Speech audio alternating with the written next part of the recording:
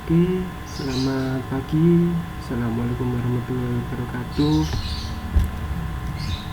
Pada pertemuan kali ini kita akan melanjutkan tentang materi peradaban Mesopotamia. Nah, melanjutkan dari materi minggu lalu kita sudah membahas tentang dasar-dasar dulu ya dari peradaban Mesopotamia, seperti kenapa kok Mesopotamia disebut sebagai peradaban tertua, terus hal-hal apa yang menyebabkan masyarakat waktu itu memilih wilayah Mesopotamia dan lain-lain. Nah, oke. Pada pertemuan kali ini kita akan melanjutkan pembahasan tentang bangsa-bangsa apa saja yang pernah mendiami peradaban Mesopotamia. Nah, kok bisa? Emang ada beberapa bangsa yang pernah tinggal di Mesopotamia. Nah, jadi seperti ini. Dalam satu peradaban itu bisa didiami oleh lebih dari satu bangsa, karena dalam artiannya bangsa itu adalah suatu kumpulan masyarakat atau orang yang mempunyai ciri khas masing-masing, namun punya satu ciri khas yang sama antar satu dengan yang lain. Contohnya, Indonesia itu dihuni oleh beberapa bangsa atau suku, misalnya kayak Jawa, Madura, Sunda, dan lain-lain.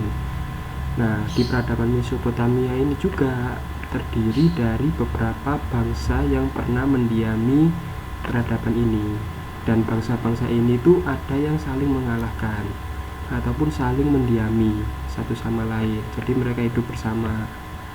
Oke, langsung saja. Bangsa pertama yang akan kita bahas adalah bangsa Sumeria.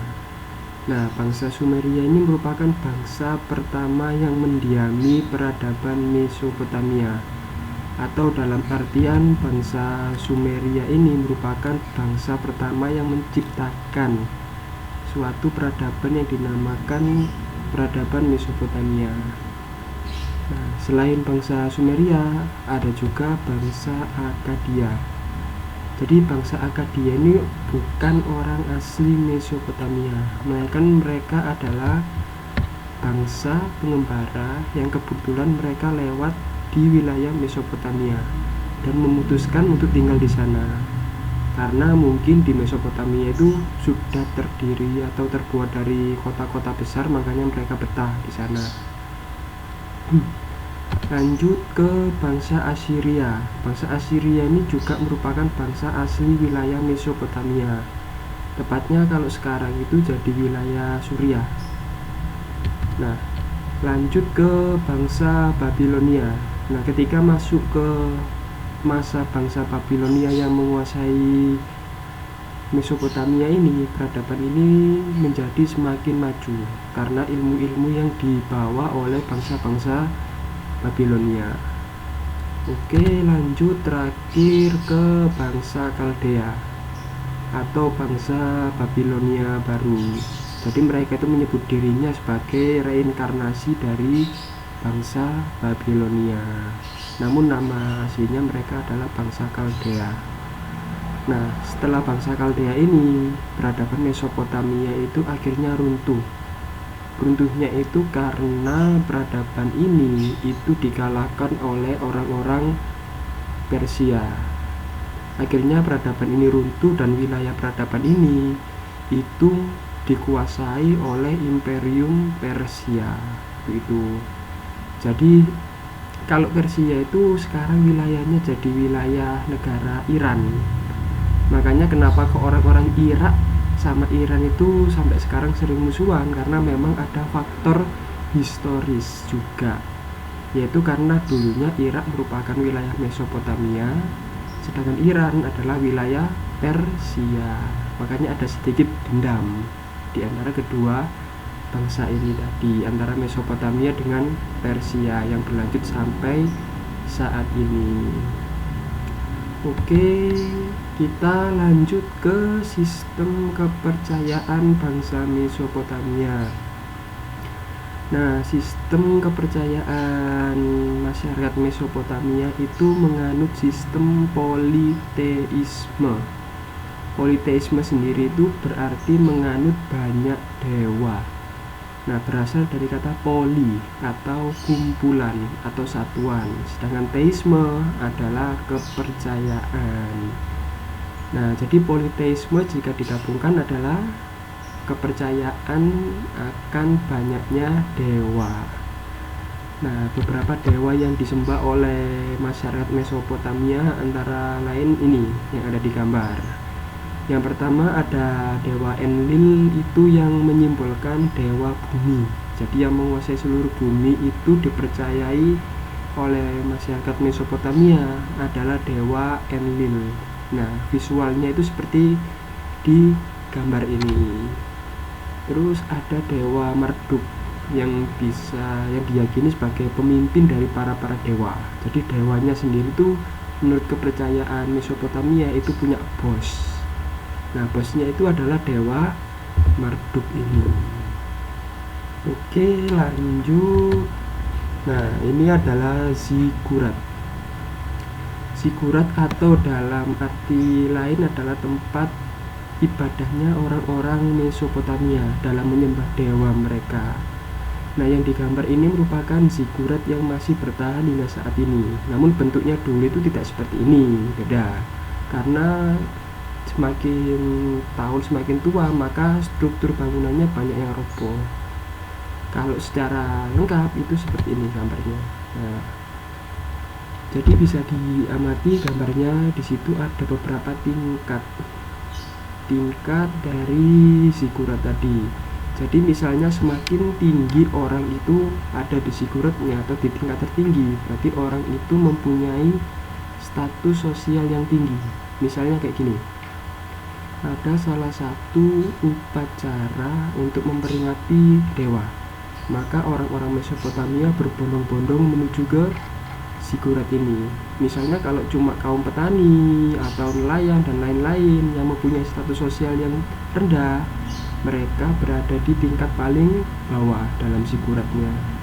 Kalau misalnya raja ataupun para pendeta, berarti mereka berada di tingkat yang paling atas. Untuk yang tingkat nomor 2 ini kebanyakan dihuni oleh para pedagang biasanya, atau orang-orang kaya atau mereka bukan termasuk dalam bangsawan. Kalau yang atas sendiri itu bangsawan dan para pendetanya. Jadi bangunan zikurat ini tuh dulu terbuat dari batu bata dari tanah liat, berasal dari tanah liat. Jadi tanah liat itu dibentuk kotak-kotak menjadi batu bata, terus disusun menjadi zikurat seperti ini. Nah, batu bata ini itu direkatkan dengan tanah liat juga, tanah liat dan beberapa kayak material lain yang masih sampai sekarang itu belum diketahui itu gimana caranya. Yang sudah diketahui yaitu mereka menggunakan perekat tanah liatnya tadi. Untuk material tambahannya sampai sekarang itu masih belum diketahui mereka menggunakan apa.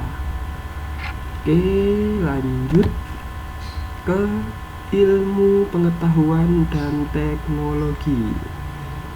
Jadi masyarakat Mesopotamia itu bukan masyarakat primitif lagi, tapi mereka sudah mampu menciptakan teknologi yang menunjang kehidupan mereka, dan beberapa teknologinya itu yang masih kita gunakan hingga saat ini dengan melalui beberapa perkembangan juga. Oke, yang pertama adalah ditemukannya tulisan pertama kali. Jadi peradaban pertama kali yang mengenalkan tulisan kepada masyarakatnya adalah peradaban Mesopotamia. Bayangkan jika kita atau peradaban Mesopotamia ini tidak menemukan tulisan. Mungkin kita kalau ngomong dengan orang lain kan pasti dengan bahasa lisan aja. Nah, kalian tidak bisa ngirim pesan atau apa ke teman-teman lain jika tidak ditemukan tulisan.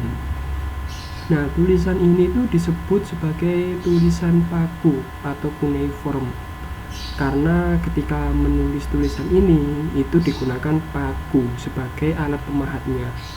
Dan tulisan ini ditulis di sebuah batu waktu itu biasanya. Nah, gambarnya seperti ini. Ini adalah terjemahan dari tulisan pakunya atau cuneiform. Jadi agak ruwet memang penulisannya. Tapi tulisan ini nanti diperbarui lagi, akhirnya menjadi tulisan Latin yang seperti kita kenal saat ini. Oke, lanjut ke penemuan bilangan basis 60. Nah, bilangan basis 60 ini artinya kayak gini. Jadi 1 menit itu 60 detik, 1 jam 60 menit. Jadi hitungan 60 ini itu yang menemukan adalah bangsa Mesopotamia pertama kalinya. Karena mereka menganggap bahwa waktu itu tidak ada satuan khusus yang mengatur tentang jalannya waktu. Akhirnya ditentukan bahwa 1 menit atau 1 jam tadi itu dihitung secara 60 tadi, yang masih kita gunakan hingga saat ini. Oke, lanjut ke kalender juga. Jadi masyarakat Mesopotamia waktu itu sudah membagi 1 tahun itu menjadi 12 bagian atau bulan seperti yang kita gunakan juga saat ini. Dan penghitungan ini tuh menggunakan sistem matahari atau ketika bumi mengelilingi matahari. Oke, lanjut ke nomor 4, yaitu menemukan teknologi roda. Nah, kendaraan mana sih sekarang yang tidak menggunakan roda? Nah, kecuali kereta api sih ya. Nah, tapi dulu kereta api juga menggunakan roda.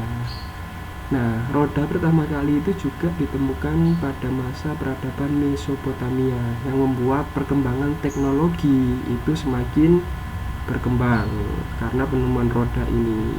Nah, ilustrasinya itu seperti ini dulu. Roda pada zaman peradaban Mesopotamia. Jadi masih sangat sederhana dulu. Jadi rodanya dulu itu terbuat dari tanah liat yang dibentuk lingkaran, terus tengahnya dikasih lubang dan dikasih penyangga agar bisa berputar. Oke, lanjut.